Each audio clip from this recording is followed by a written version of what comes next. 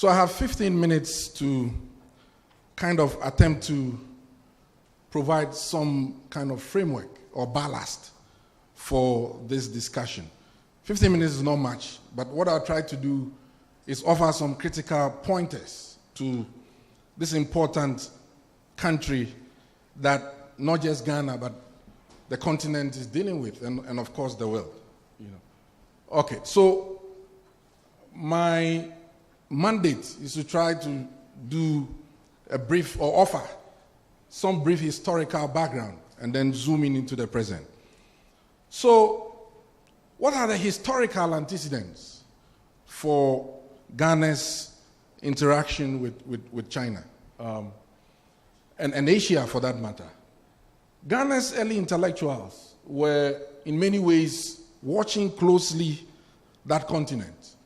And so, if you read Casely Hayford's work, one of Ghana's, or if you like, the Gold Coast leading nationalist, in his famous work, Ethiopia Unbound, he mentions Japan 4 times. And this was connected to the Russo-Japanese War of 1904 to 1905. Now, what fascinated this scholar was the fact that Japan was able to more or less defeat Russia in that war. And it was the first time a developing country historically had defeated an industrial European power, And the struggle was, of course, over territory. The Japanese were interested in Manchuria. Russia had a port there that had been leased to them by the Chinese. Japan wanted the Russians to cede it in some way. There was strife and then there was a war. And Casely Hayford, with Japan's victory, sought to more or less indicate that, emergent nations could more or less prove their worth against the best in the world, right? Now, after him, the other scholar, and I just, bring this to, was J.B. Dankwa. If you read the work that was edited by Dubois, The Ghanaian Establishment, which was a collection of his works, he will point to Japan as a kind of model for Ghana's industrialization, And he was very pointed in his essays on that.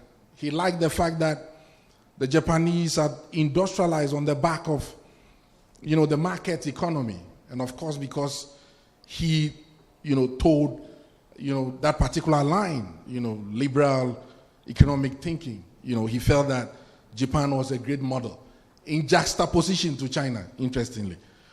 But he also was interested in China-Ghana connections, and in that particular work, he reflects on China. So Ghana's intellectuals, very early on, were looking critically at that particular region. And in fact, Nkrumah's own politics was shaped by that of the famous Indian Mahatma Gandhi with his satyagraha. Nkrumah would say in his autobiography that Gandhi had inspired him. So Asia was front and center. Nkrumah becomes active, of course, in our national politics, and the Asian question still remained for him. And very early on, he began to attempt to find ways to connect with Asia. And so James Markham, who was then the editor of the Accra Evening News, a member of the CPP, was actually sent to be the CPP's representative in Rangoon, Burma, in 1954, which is, 3 years before independence, showing the critical, tactical, strategic value that that region represented for Nkrumah. Markham will go on to become the African Secretary of the Anti-Colonialist Bureau of the Asian Socialist Convention, right? So, in a sense, the CPP was more or less positioning itself in terms of what it is that was happening in Asia and trying to create networks, right? Of course, this interest continued, and in 1955, we had the Bandung Conference. But it's interesting when you read the literature. There's a collection of work, all the key documents on Ghana's independence that has been published. Very interesting. And in those documents, Ghana, or the Gold Coast then, of course, took part in the Bandung conference. But the British had placed a gag on the Ghanaian delegation that went. They were told that if they made any nationalistic overtones at the conference, the independence process would be affected. So the Anang and Kojo Botio who went basically did not speak much, during the Bandung conference. But of course, it was at Bandung that China emerged through Zhou Enlai as, in a sense, a representative of the third world, or at least it cast itself as such. That particular event passed. Nkrumah himself did not go, and that was China's, stage in many ways. But of course, the ripples of that event, had a marked impact on the anti-colonial struggles, right? Okay, so fast forward. By 1960, Ghana would become a republic. Of course, there are contestations over it, but be that as it may, we became a republic in 1960. And in fact, during the celebration of that particular moment, Nkrumah put into effect his interest and focus on China. And in what I call the 3 days, 1 month move, right? Ghana made interesting connections with China and established diplomatic relations, right?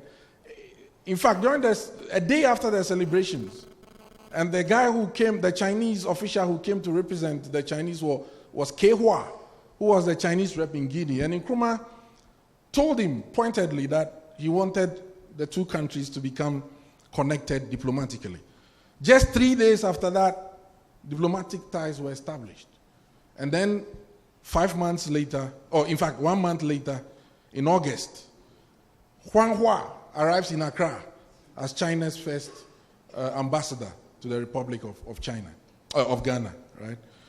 So we see that right, from even before independence and going back further, the Ghanaian scholars, right up to Nkrumah himself, tried as hard as they could to connect with China. I've done some work where I look at the statecraft of Nkrumah right up to the present time and how they dealt with the Asian and Chinese question.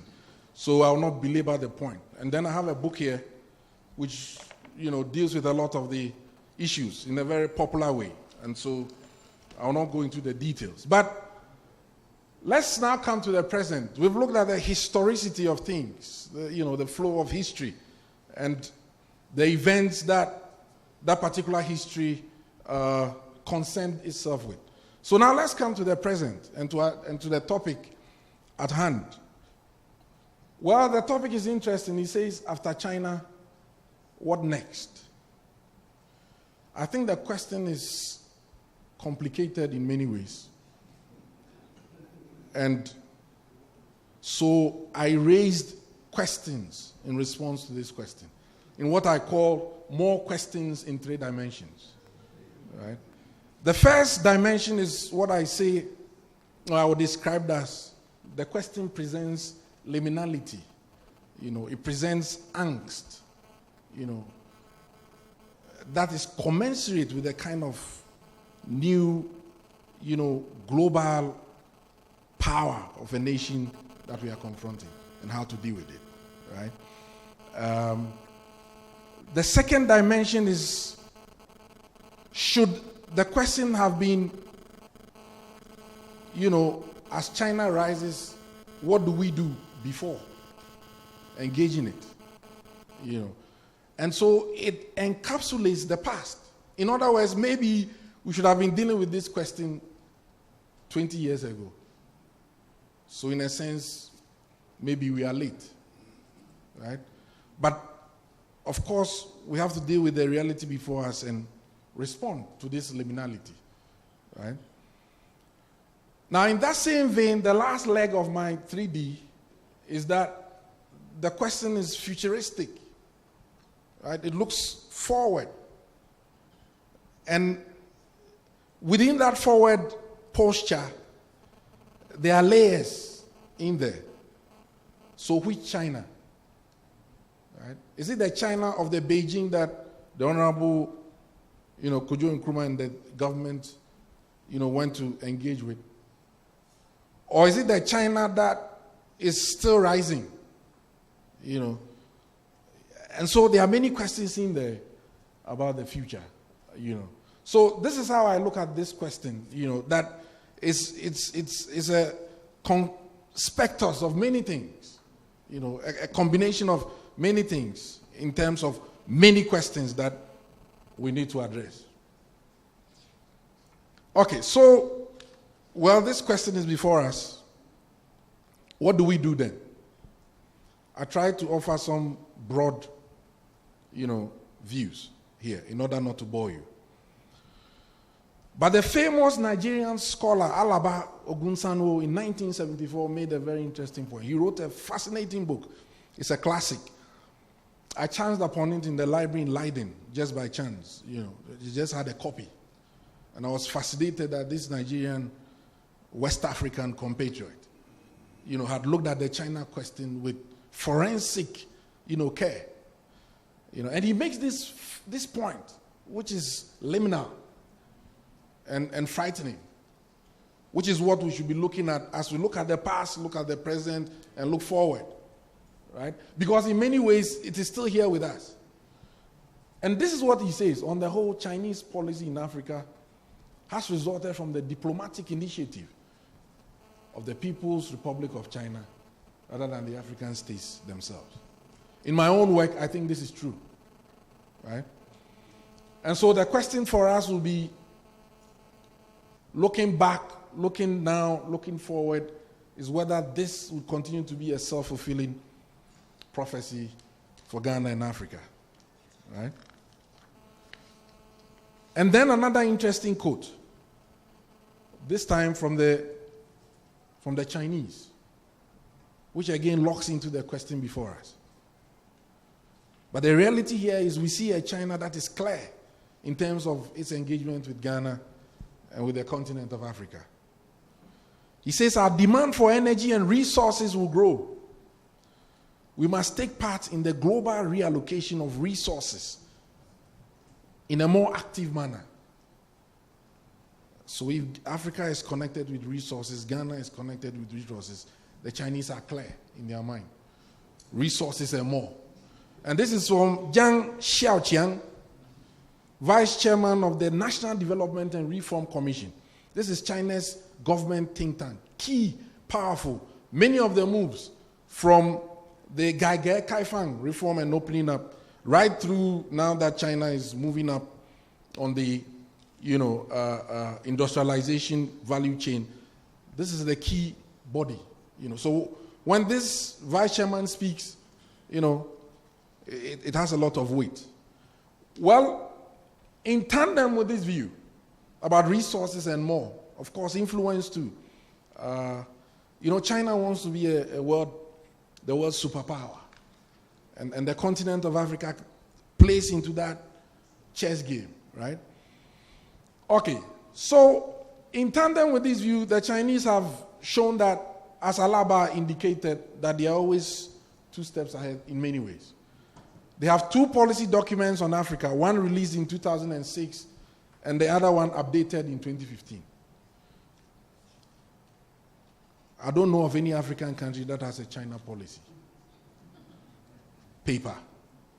And I've been doing this for the last 20 years. Right? Okay, so given all of these realities, what do we do?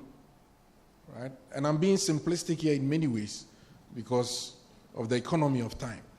But I point us to what it is that we can do. And I borrow a Chinese approach. I trained there, my PhD, for sure. Of course, I'm Ghanaian in many ways, in my thinking as a scholar. But there's something I borrowed in the way they go about policy. They use numbers in very interesting ways. So I adopt this here in what I call 5 points in a circle, right? In order to deal with Alabe's fear that the Chinese seem to be ahead, and to deal with the question of resources, to deal with the question of the past, the present, and the future, I think the key thing for us in these 5 points is for Ghana, and I'll be selfish, is what is our strategy. I have argued that we have more gestures than strategy. Right? There's a lot of gesturing, visits, statements, loans, pledges, but I don't see the strategy.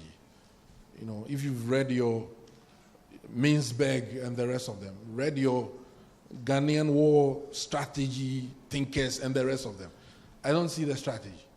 Right? So I think we need strategy. And then flowing from that strategy will be all the other four that come up. Mechanisms. And I'll use this floor to unpack them. I don't need to, for tactical reasons. Disaggregation, yeah, because it's not everything we should say in public. Because we have a democracy and we should talk. There are some things that are done in the behind closed doors. That's what the Singaporeans do. They lock the door and think. We open it and everybody is there. So disaggregation, monetary institutions, I'm done. We'll talk. Thank you.